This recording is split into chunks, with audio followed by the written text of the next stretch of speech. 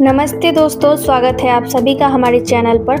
दर्शकों, हर साल जब सूर्य देव धनु राशि से निकलकर मकर राशि में प्रवेश करते हैं तो उस विशेष दिन को हम मकर संक्रांति के रूप में जानते हैं। उत्तर प्रदेश और बिहार में इसे खिचड़ी के नाम से जाना जाता है। ये सिर्फ एक त्योहार नहीं बल्कि सनातन धर्म का एक महत्वपूर्ण पर्व है जो हमें नई ऊर्जा और सकारात्मकता का संदेश देता है। आज के इस खास वीडियो में हम शास्त्रों में बताए गए उन सभी नियमों और महत्व के बारे में विस्तार से जानेंगे जिनका पालन इस दिन जरूर करना चाहिए। तो चलिए दोस्तों, सबसे पहले हम जानते हैं कि इस दिन किन किन चीजों का दान करना सबसे शुभ और महत्वपूर्ण माना गया है। इस दिन स्नान और दान कैसे करना चाहिए, भगवान सूर्य को जल देने की सही विधि क्या है और जल में क्या डालकर जल देना चाहिए। तो चलिए बिना किसी देरी के शुरू करते हैं। दोस्तों, वीडियो को अंत तक जरूर देखिएगा और अगर आपको मेरी वीडियो पसंद आती है तो वीडियो को लाइक करके कमेंट में जय सूर्यदेव जरूर लिखिएगा।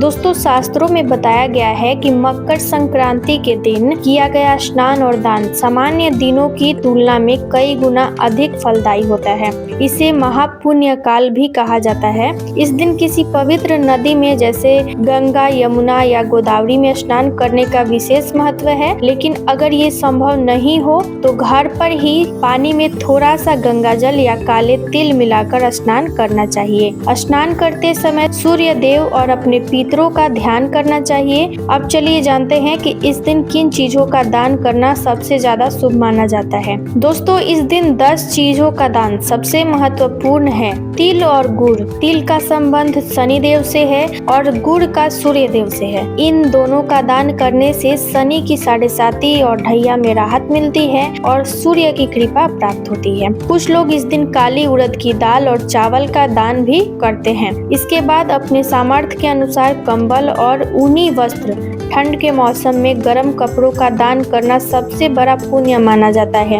ये राहु केतु के अशुभ प्रभावों को भी कम करता है। इस दिन और भी बहुत सारी चीजों का दान किया जाता है। इसका अलग अलग महत्व बताया गया है, जैसे घी, अनाज और नमक। इन चीजों का दान करने से घर में कभी अन्न और धन की कमी नहीं होती है, इसलिए इन सभी वस्तुओं का दान किया जाता है। दान सामग्री के साथ अपनी क्षमता के अनुसार नगद राशि दक्षिणा के रूप में जरूर रखना चाहिए। मान्यता है कि इस दिन दान करने से व्यक्ति के पिछले जन्मों के पाप कट जाते हैं, जीवन में सुख समृद्धि आती है और घर का भंडार भरा रहता है। दोस्तों, इस दिन सूर्य देव को जल देने का बहुत ज्यादा महत्व बताया गया है। जल देते समय लोटे को सिर के ऊपर उठाकर धीरे धीरे जल की धारा गिराएं। जल की धारा के बीच से उगते सूर्य का दर्शन इस दिन जरूर करना चाहिए और इन मंत्रों का जाप भी आप चाहें तो कर सकते हैं। ओम घृणी सूर्याय नमः या ओम सूर्य देवाय नमः। सूर्य को जल देने से विटामिन डी मिलता है और शरीर निरोगी रहता है और कुंडली में सूर्य मान सम्मान, सरकारी नौकरी, पिता का सुख और आत्मविश्वास के कारक हैं। सूर्य की पूजा करने से ये सभी चीजें मजबूत होती हैं और करियर में सफलता मिलती है और समाज में प्रतिष्ठा बढ़ती है।